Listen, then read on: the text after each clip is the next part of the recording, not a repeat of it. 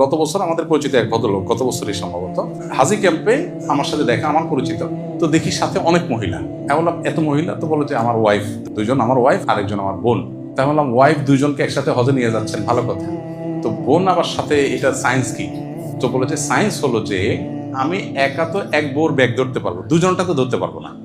যখন একজনেরটা ধরবো তখন আরেকজন তো মন খারাপ করবে। এই জন্য বোনরে হায়ার করছি যে তুমি ওই টাইমে আরেকজনকে টেক কেয়ার করো। তো বেচারা এই সায়েন্সের উপরে শুধুমাত্র এই হাজব্যান্ড ওয়াইফের ঝগড়া মিনিমাইজ করার জন্য সে বোনরে আলাদা হায়ার করে নিতে হয়েছে তার। যে স্বামী স্ত্রীর মধ্যে ঝগড়া এমনিতেই তো হওয়া উচিত না, তারপরেও তো জীবনের অংশ টুকটাক হয়ে যায়, কিন্তু হজের সফরে তো এমনিতেই ঝগড়া করা নিষেধ, সেখানে কেন হবে? এই জন্য সবর করতে হবে। স্বামী ভুল করতে পারে, স্ত্রী ভুল করতে পারে, এই টোকাটুকি লেগেই থাকে, প্রায় অলমোস্ট লেগেই থাকে।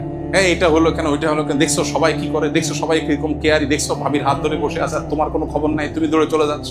মানে এগুলো প্রতি হজেই দেখা যায় এই জাতীয় ক্রাইসিস হয়। দুর্ভাগ্য, দিন আমরা বুঝি নাই আসলে। দিন তো স্যাক্রিফাইসের না। আমার স্বামী আমার হাত ধরেন নাই, তিনি অন্য অনেক ক্ষেত্রে অনেক কেয়ারি, হয়তো আর কেয়ারি না হোক তিনি চরিত্রবান, আলহামদুলিল্লাহ। আরেকজন অনেক হাত ধরে, সে হয়তো দুশ্চরিত্রবান, তার হয়তো অন্য ল্যাকিংস আছে।